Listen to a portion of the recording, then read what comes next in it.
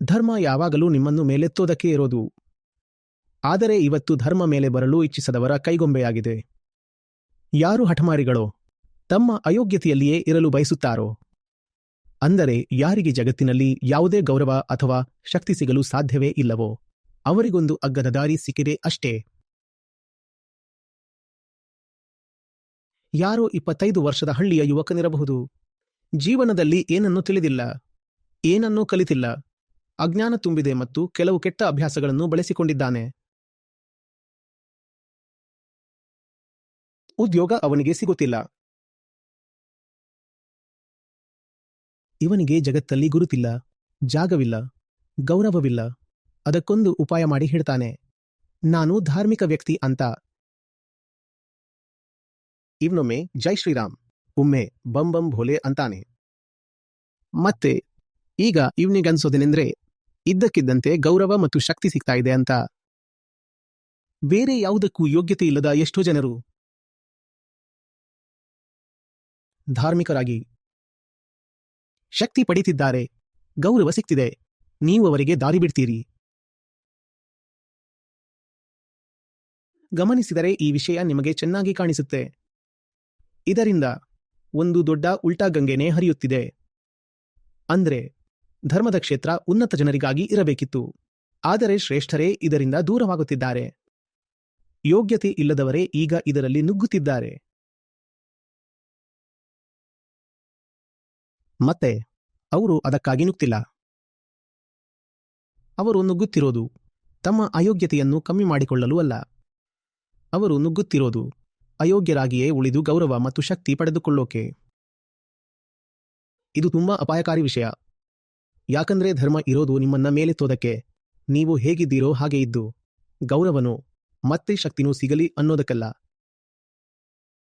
ಧರ್ಮದ ಇಡೀ ಕ್ಷೇತ್ರ ಯಾವುದಕ್ಕಾಗಿದೆ? ವಿಶುದ್ಧ ಧರ್ಮ, ಅಧ್ಯಾತ್ಮ ಯಾವುದಕ್ಕಾಗಿ? ಮನಸ್ಸಿನ ಶುದ್ಧತೆಗಾಗಿ, ಮನಸ್ಸನ್ನು ದುಃಖದಿಂದ ಮುಕ್ತಗೊಳಿಸಲು.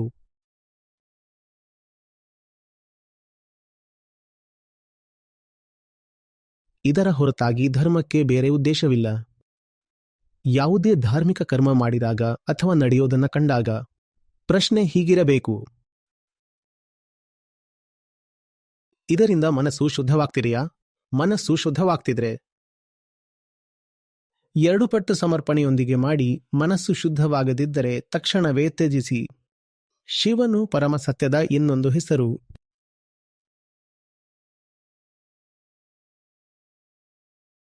ಶಿವಭಕ್ತನಾಗುವುದು ಅಷ್ಟು ಸುಲಭದ ಮಾತಲ್ಲ. ಶಿವಭಕ್ತನಾಗುವುದು ಬೆಲೆ ಕೊಟ್ಟರಷ್ಟೇ ಸಾಧ್ಯ.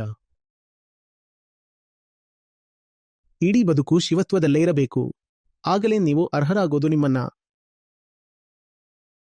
ಶಿವಭಕ್ತ ಅನ್ನೋಕೆ. ಶಿವನ ಬಗ್ಗೆ ತಿಳಿಯಬೇಕಿದ್ರೆ ಶಿವಸೂತ್ರ ಓದಿ, ಇಲ್ಲ ರಿಭುಗೀತೆಯನ್ನ ಓದಿ. ಶಿವನಿಗೆಲ್ಲ ಚರಿತ್ರೆ ಇರೋದು ಶಂಕರನಿಗೆ. ಶಿವನಿಗೆ ಯಾವುದೇ ಪರಿವಾರವಿಲ್ಲ. ಶಂಕರನಿಗೆ ಪತ್ನಿ ಮಕ್ಕಳೆಂಬ ಪರಿವಾರವಿರುತ್ತೆ. ಶಂಕರ ಯಾವುದೋ ಪುರಾಣದ ಕಥೆಯ ಕೇಂದ್ರ ಪಾತ್ರವಾಗಿರಬಹುದು ಅಷ್ಟೇ. ಶಿವನಿಲ್ಲ. ಶಿವಪುರಾಣವೆಂದು ನಮಗೆ ತಿಳಿದಿರುವುದು ಕೂಡ ವಾಸ್ತವದಲ್ಲಿ ಶಿವನದ್ದಲ್ಲ, ಅದು ಶಂಕರನ ಕಥೆ.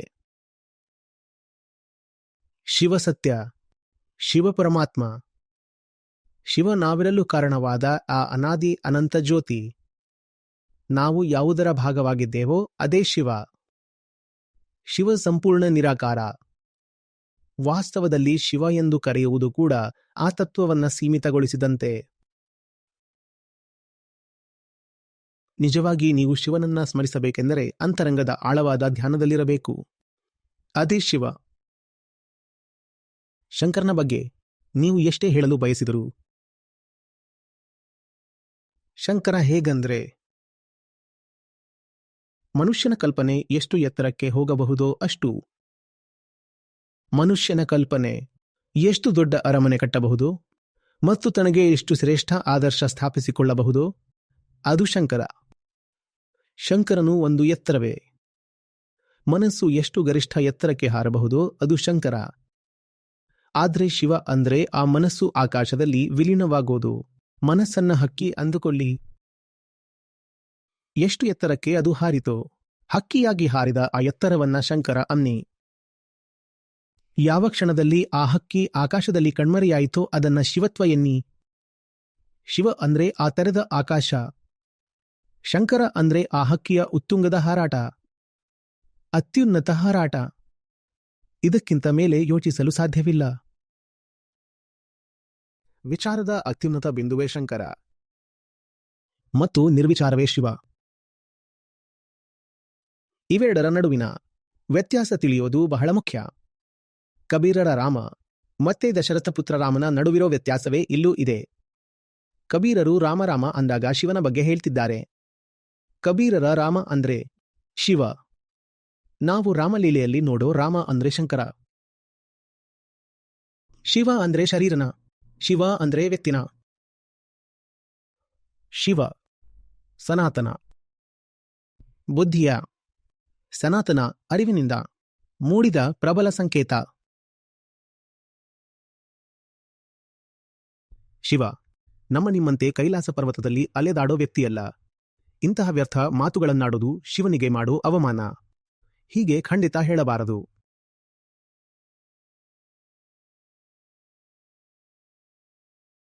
ಶಿವ ಕೇವಲ ಅರಿವು ಮಾತ್ರ. ಆಚಾರ್ಯ ಶಂಕರರು ಏನು ಹೇಳಿದ್ದರು? ನಿರ್ವಾಣ ಷಟ್ಕದಲ್ಲಿ ನಿಮಗೆ ತಿಳಿಯುತ್ತೆ ಶಿವ ಯಾರು ಅಂತ. ಅವರು ಹೇಳ್ತಿದ್ರು, ನಾನು ಕಣ್ಣಲ್ಲ, ಕಿವಿಯಲ್ಲ, ಬುದ್ಧಿಯಲ್ಲ ಅಥವಾ ಸ್ಮೃತಿಯಲ್ಲ ಅಂತ. ಎಲ್ಲವನ್ನೂ ನಿರಾಕರಿಸಿದ ಮೇಲೆ ಕೊನೆಯಲ್ಲಿ 6 ಬಾರಿ ಹೇಳ್ತಾರೆ, ನಾನೇ ಶಿವ, ನಾನೇ ಶಿವ ಅಂತ. ಶಿವ ಅಂದ್ರೆ ಯಾರು? ಯಾವುದು ಏನೂ ಇಲ್ಲವೋ ಅದೇ ಶಿವ. ಕಣ್ಣಿಗೆ ಕಾಣದವನು, ಶರೀರವಿಲ್ಲದವನು, ಮನಸ್ಸು ಬುದ್ಧಿಗೆ ನಿಲುಕದವನು ಶಿವ. ಕಲ್ಪನೆಗೂ ಮೀರಿದವನು, ಪಾಪ ಪುಣ್ಯ, ಹುಟ್ಟು ಸಾವು, ಧರ್ಮ ಅಧರ್ಮಕ್ಕೆ ಅತೀತನಾದವನು, ಜಾತಿ ಇಲ್ಲದವನು, ಲಿಂಗವಿಲ್ಲದವನು ಶಿವ. ಶಿವ ಅಂದ್ರೆ ವ್ಯಕ್ತಿಯಲ್ಲ. ಶಿವತ್ವದ ಮೌಲ್ಯವನ್ನ ಕೀಳು ಮಾಡಬೇಡಿ. ಯಾವುದೋ ಒಂದು ಜೀವಿಯನ್ನ ಶಿವ ಅಂತ ಭಾವಿಸಬೇಡಿ. ನಾವು ನೀವು ಜೀವಿಗಳು, ಕೆಳಹಂತದ ಪ್ರಾಣಿಗಳು. ಶಿವ ಜೀವಿಯಲ್ಲ. ಶಿವೋಹಂ ಅನ್ನೋ ಅಧಿಕಾರ ಇರೋದು ಕೇವಲ ಅವನಿಗಷ್ಟೇ. ಜೀವಕ್ಕೆ ಸಂಬಂಧಿಸಿದ ಎಲ್ಲ ವಸ್ತು ವಿಷಯಗಳನ್ನ ಮಿಥ್ಯ ಎಂದು ತಿಳಿದು ನಿರಾಕರಿಸಲು ಶುರು ಮಾಡ್ತಾನೋ ಅವನೇ ಶಿವ. ಹಾಗಾದ್ರೆ ಶಿವ ಯಾರು? ಸತ್ಯವೇ ಶಿವ, ಆತ್ಮವೇ ಶಿವ. ಸತ್ಯ ಮತ್ತು ಆತ್ಮಕ್ಕೆ ಇರೋ ಇನ್ನೊಂದು ಹೆಸರೇ ಶಿವ. ನಾನು ಶಿವ ಅಂದಾಗ ಶಿವ ಅನ್ನೋ ಹೆಸರಿನ ಐತಿಹಾಸಿಕ ಪಾತ್ರ ನಿಜವಾಗಿಯೂ ಇತ್ತು ಅಂತ ಅರ್ಥವಲ್ಲ. ಖಂಡಿತ ಇಲ್ಲ. ಹಾಗಾದ್ರೆ ಶಿವನನ್ನ ಯೋಗಿ ಅಂತ ಕರೆಯೋದು ಕೂಡ ಅವರನ್ನ ಕೆಳಕ್ಕೆ ಇಳಿಸಿದಂತೆ. ಅತಿ ಕೆಳಮಟ್ಟದ ಮಾತಿದು, ಅತಿ ಕೆಳಮಟ್ಟದ ಮಾತು.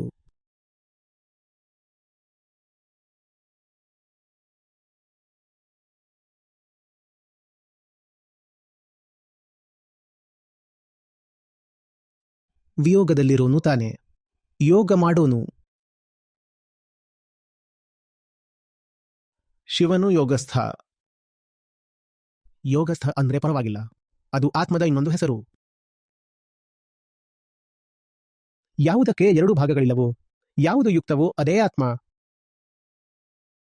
ಅದಕ್ಕಾದ್ರೆ ತೊಂದರೆ ಇಲ್ಲ. ಆದ್ರೆ ಇವರು ಯೋಗಿ ಮತ್ತು ಯೋಗ ಮಾಡ್ತಿದ್ದಾರೆ ಅಂದ್ರೆ ಅದು ದೊಡ್ಡ ಅಸಭ್ಯತೆ. ಆ ಸತ್ಯವೆಂದರೆ ಮನಸ್ಸಿನ ಯಾವುದೇ ಕಲ್ಮಶವಿಲ್ಲದ ಸ್ಥಳ. ಅದು ಯಾವುದೇ ಚಿತ್ರ, ಭಾವಚಿತ್ರಗಳಿಲ್ಲದ ಸ್ಥಿತಿ. ಆ ಸತ್ಯವು ಎಲ್ಲ ಲೌಕಿಕ ಕ್ರಿಯೆ ಪ್ರಕ್ರಿಯೆಗಳಿಂದ ಅಸ್ಪರ್ಶಿತವಾಗಿದೆ. ಅದು ನಿರ್ಲೇಪಿತವಾಗಿದೆ. ಆದ್ದರಿಂದ ಅದು ಪವಿತ್ರವಾಗಿದೆ. ಅದನ್ನೇ ಶಿವ ಎನ್ನುತ್ತಾರೆ. ತೀರ್ಥಯಾತ್ರೆ ಇತ್ಯಾದಿ ಮಾಡೋದ್ರಿಂದ ಈಗ ಆ ಸತ್ಯ ಮನದಲ್ಲಿ ದೃಢವಾಗಿ ನೆಲೆಸಿದ್ರೆ ಆ ತೀರ್ಥಯಾತ್ರೆ ಬಹಳ ಶುಭ. ಅದು ಕಾವಡಿ ಯಾತ್ರೆಯೇ ಆಗಿರಲಿ, ಅಮರನಾಥ್ ಅಥವಾ ಕೇದಾರ ಯಾತ್ರೆಯೇ ಇರಲಿ. ಆದ್ರೆ ಆ ಪವಿತ್ರತೆಯ ಮೇಲೆ ಪ್ರೀತಿಯೇ ಇಲ್ದಿದ್ರೆ, ಅಥವಾ ಶಿವ ಅಂದ್ರೆ ಬರೀ ಮನಸ್ಸಿನ ಒಂದು ಕಲ್ಪನೆಯಾದ್ರೆ ಅಷ್ಟೇ. ಎಷ್ಟೊಂದ ಹೇಳಿದ್ದಾರಲ್ಲ ಸಂತರು.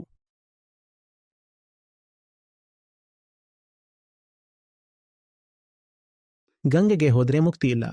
100 ಸಲ ಮುಳುಗಿದ್ರು ಕೂಡ. 100 ಸಲ ಗಂಗೆಯಲ್ಲಿ ಸ್ನಾನ ಮಾಡಿದ್ರು ಮುಕ್ತಿ ಸಿಗೋಲ್ಲ.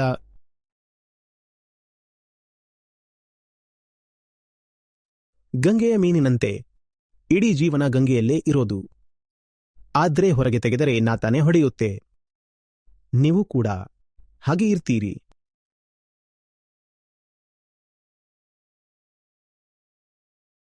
ಇದನ್ನ ನಾನು ಹೇಳ್ತಿಲ್ಲ, ನಮ್ಮೆಲ್ಲ ಗೌರವಾನ್ವಿತ ಸಂತರು ಹೇಳಿರೋ ಮಾತು.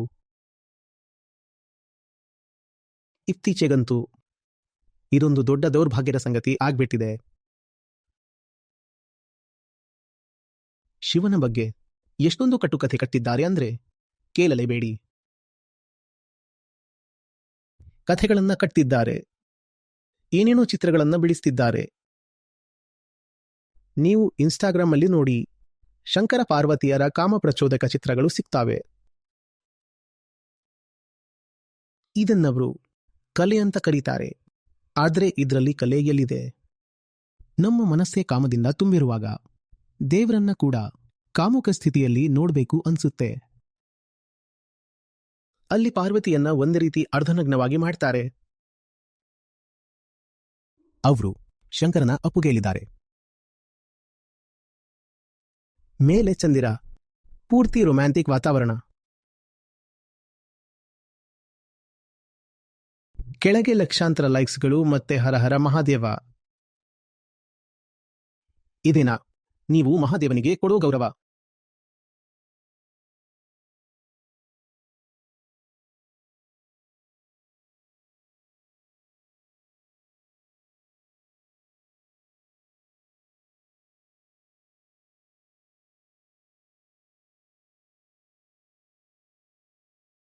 ಅವರಿಗೆ ಭೂತಗಳ ಸೇನೆ ಇದ್ಯಲ್ವಾ, ಅದಕ್ಕೆ ಭೂತಗಳಾಗಿ ಕುಣಿತೀವಿ ಅಂತಾರೆ. ಶಿವತ್ವದ ಬಗ್ಗೆ ಇದನ್ನ ಬಿಟ್ಟು ನಮಗೆ ಬೇರೇನೂ ಗೊತ್ತಿಲ್ಲ. ಆದ್ರೆ ಅಲ್ಲಿ ಗಾಂಜಾ, ಭಾಂಗ್, ಧತ್ತೂರಿ ಇರುತ್ತೆ ಅನ್ನೋ ಒಂದು ವಿಷಯ ಮಾತ್ರ ಗೊತ್ತು. ಡಿಜೆ ಇರ್ಬೇಕು, ಧತೂರಿ ಇರ್ಬೇಕು, ಮತ್ತೆ ಬಗಡ್ ಬಂ ಬಬಂ.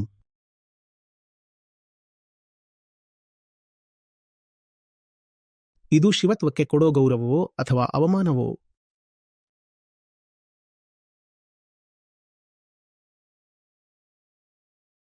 ಕುಣಿರಿ, ಶಿವನ ಸಂಬಂಧ ಕುಣಿಯೋದ್ರ ಜೊತೆ ಹೇಗೆ ಬಂತು ಅಂತಲೇ ಅರ್ಥವಾಗಿಲ್ಲ. ಪ್ರತಿಯೊಂದನ್ನು ಮನರಂಜನೆ ಮಾಡ್ಕೋತೀವಿ. ಮಹಾಶಿವರಾತ್ರಿ ಬಂದರೆ ಸಾಕು ಕುಣಿಯೋಕೆ ಶುರು.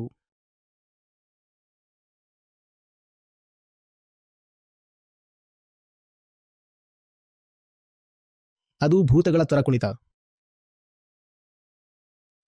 ನಾನು ಮತ್ತೆ ಹೇಳ್ತಿದ್ದೀನಿ, ಧರ್ಮ ಅಂದ್ರೆ ಅತಿ ಉನ್ನತವಾದದ್ದು. ಮತ್ತು ಈ ವಿನಾಶದ ಕಾಲದಲ್ಲಿ ನಾವು ಅಳಿವಿನ ಅಂಚಿನಲ್ಲಿದ್ದಾಗ ಧರ್ಮವೇ ನಮ್ಮ ಕೊನೆಯ ಭರವಸೆ. ಧರ್ಮವನ್ನ ಮಲಿನ ಮಾಡಬೇಡಿ. ಇಂದು ಮನುಕುಲವನ್ನ ಏನಾದರೂ ಉಳಿಸೋದಿದ್ರೆ ಅದು ಶುದ್ಧ ಧರ್ಮ ಮಾತ್ರ. ಬೀದಿಗಳಲ್ಲಿ ಕಾಣೋ ಈ ಧರ್ಮವಲ್ಲ. ಆ ನಿಜವಾದ ಧಾರ್ಮಿಕತೆ ಮಾತ್ರ ನಮ್ಮನ್ನ ಉಳಿಸಬಲ್ಲದು. ಔಷಧಿಯನ್ನ ಅಮಲು ಅಥವಾ ವಿಷವಾಗಲು ಬಿಡಬೇಡಿ ಅಂತ ಪ್ರಾರ್ಥಿಸ್ತೀನಿ.